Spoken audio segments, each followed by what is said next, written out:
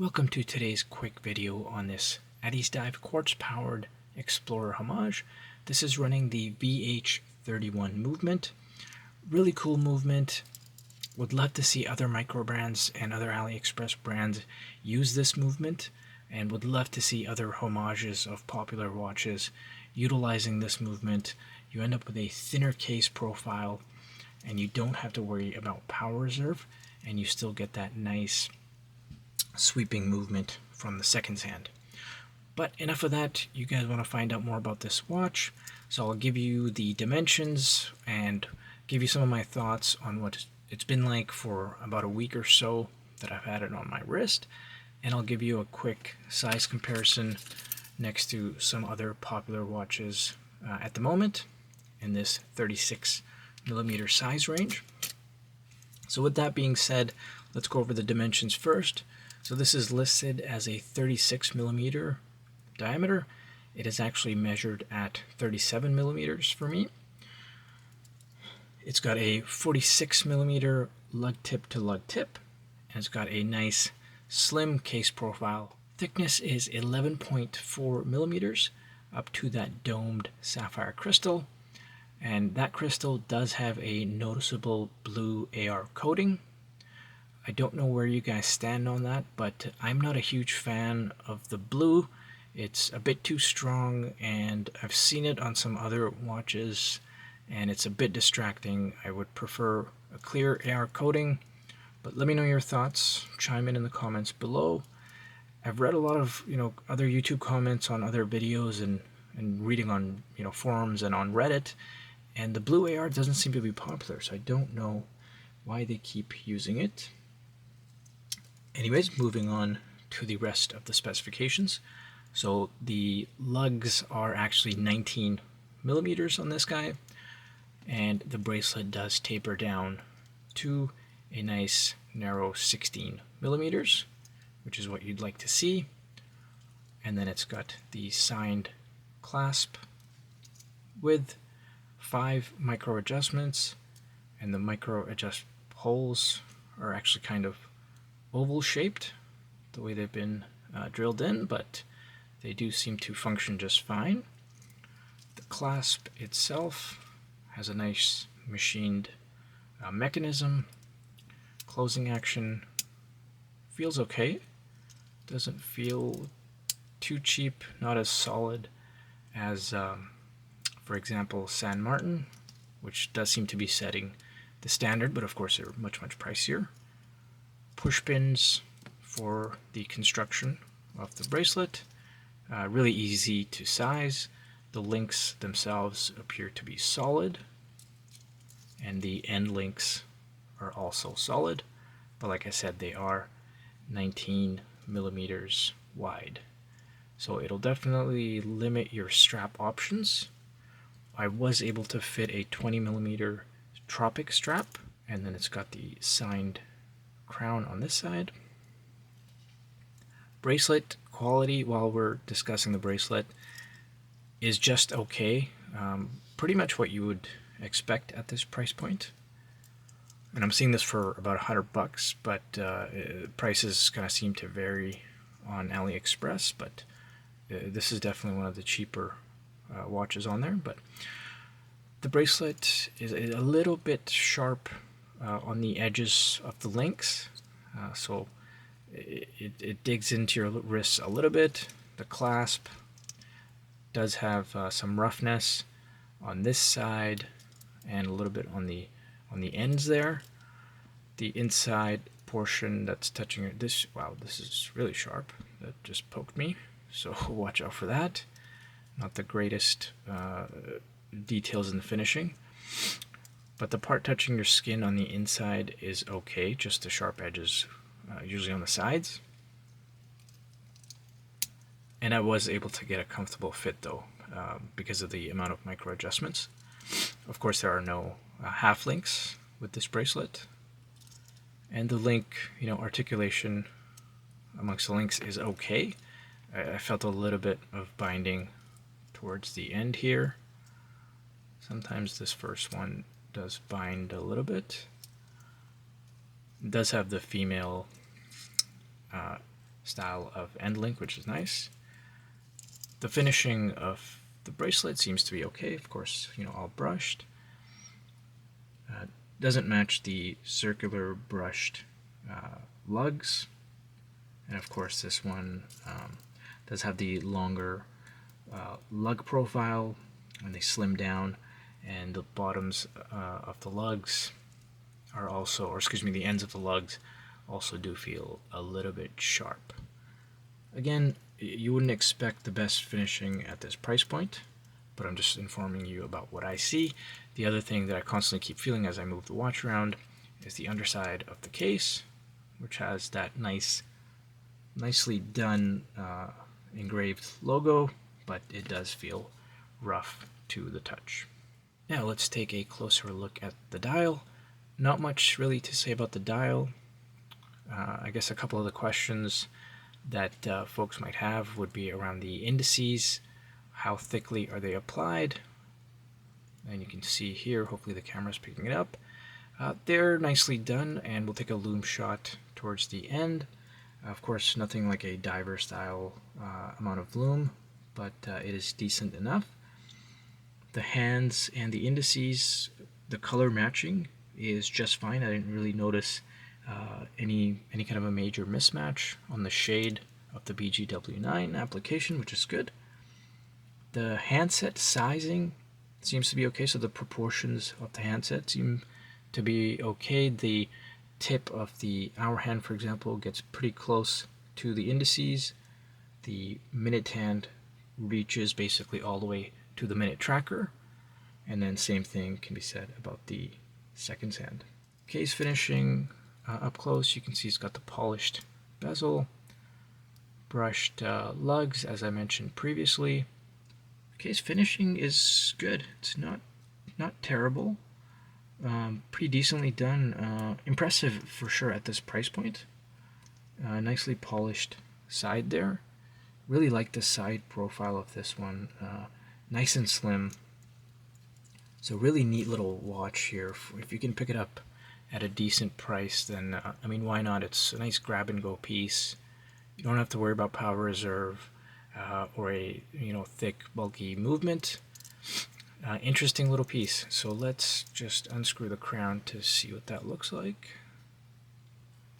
and then we'll do a wrist shot, and I'll show it next to a couple of other watches. I've got a Romalti Explorer Homage. I've got the Pagani Black Bay 36 and the Ranger Homage to compare. So pulling the crown out all the way, of course, hacks the movement. Crown action seems to be just fine to set the time. And let's see what it feels like screwing it back in. Push it in and screw it. Always tough to do with a tripod in front. And there we go. Does feel nice and pretty much secure when you thread that crown back in. So here we go, guys. Let's take a look at it next to the Romalti. So this Romalti, even though the Romalti looks bigger, the Romalti is actually just about bang on 36 millimeters in diameter, whereas the Addiesdive is 37. The Romalti dial has like a deeper black finish, and of course it's got the modern style of the applied indices. It does have like a bigger handset. You can see the hour hand, for example, looks noticeably bigger than the Addiesdive, and all of the polished surrounds on the handset, for example, are thicker than the Addiesdive. The size of the bezel looks to be slightly larger on the Addiesdive, and of course the case profiles are completely different, and that's more of a matter of preference. And here's a side profile. There you can really appreciate the thinner profile of the Addiesdive. And of course the Romalti also has an unsigned crown. and a flat sapphire crystal. And of course it's got the Jubilee style bracelet, which is quite nice. Really, I should mention Maltese bracelets have really impressed me, especially at that price point. One of the nicer, more comfortable Jubilee style bracelets, whereas this one on the Addiesdive, like I mentioned, not a great bracelet, not very comfortable for daily wear. The next one we'll look at is the Pagani design Ranger Homage. Again, the Pagani looking larger there, but due to the longer lug-to-lug on the Addiesdive, it does wear larger. And of course the Pagani has that nice inky black enamel type of finish style. Totally different types of styles of watches. Here again, it's more of a choice of personal preference, but I just wanted to show it to you side by side. You can really see that big bezel stand out on the Pagani. And the finishing, the Pagani finishing isn't that great. I would actually say the Addiesdive has slightly better transitions between polished and brushed finishes. The Pagani bracelets, actually, even though they feel cheaper, just more comfortable somehow. I haven't, thought that they're bracelets. I don't really hold them in high regard as I do the Ramalti, considering the prices of these watches. But Pagani bracelets have been comfortable for me.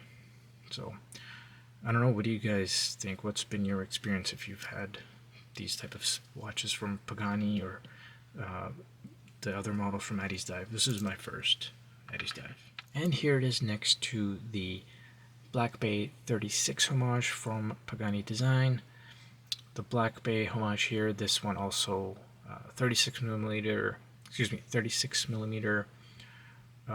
watch, and again this one wears pretty small, and it's got the smaller dial as you can see side by side. Again, the Pagani's bezel really standing out as being a noticeably larger bezel as opposed to the Addiesdive. I prefer that nice, slim, polished bezel. Again, that's more of a personal preference. And again, here it is from the side. This Pagani does wear relatively thin, but you can see the bump, the case back hump on the back. And again, this Pagani's bracelet, again, doesn't look or feel amazing, but it is more comfortable. It is more flowy and with more articulation than the Addiesdive, and it just wears more comfortably, and it doesn't have the rough edges like the Addiesdive does. They came so close, you guys. Addiesdive, you guys came so close to making possibly the best AliExpress watch at this price point, but unfortunately, blue AR coating, 19mm lug width, and the bracelet, quality is not great, not comfortable, too many sharp edges and rough surfaces on the clasp, a little bit on the case itself, but otherwise, as far as looks are concerned, I really like what they've done here.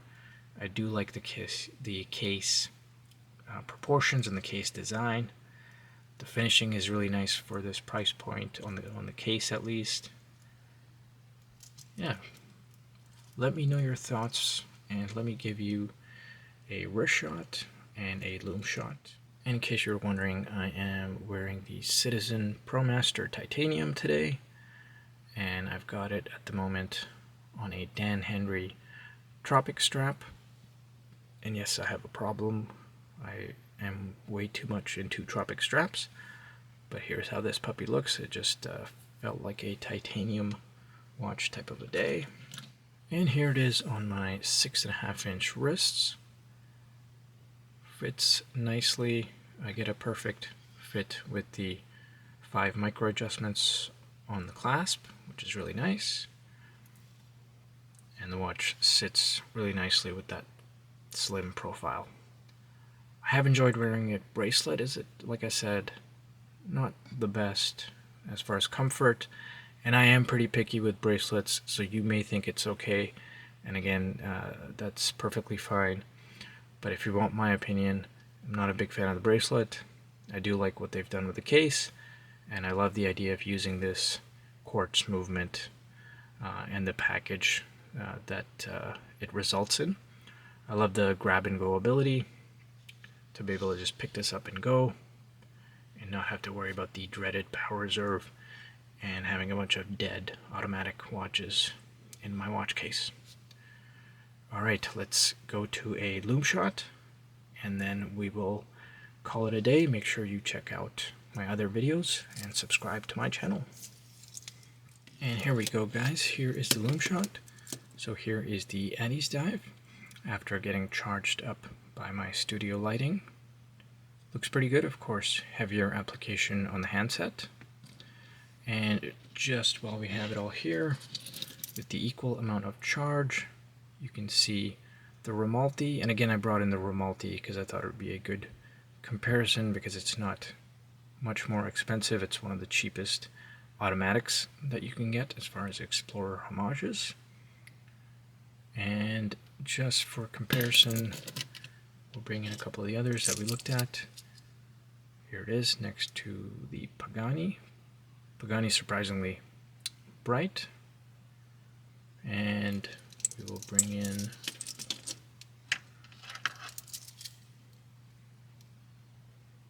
the Pagani Ranger Homage, which is terrible Lume. So that is definitely an L for the Pagani. And while I have it here, here it is next to a dive watch. This is the Citizen ProMaster Diver. And of course, as you can see, this Citizen blows it out of the water. And after a couple of minutes, you can see the Lume is starting to fade. The handset still looks good, but those indices are really starting to fade. And just for comparison, we'll bring the Romalti back in next to it, and you can see, of course, the Romalti still holding some charge. And I'll put the Romalti back down and leave you with the faded Lume shot of this Addiesdive. Hopefully that helped you guys. Please do check out some of my other reviews.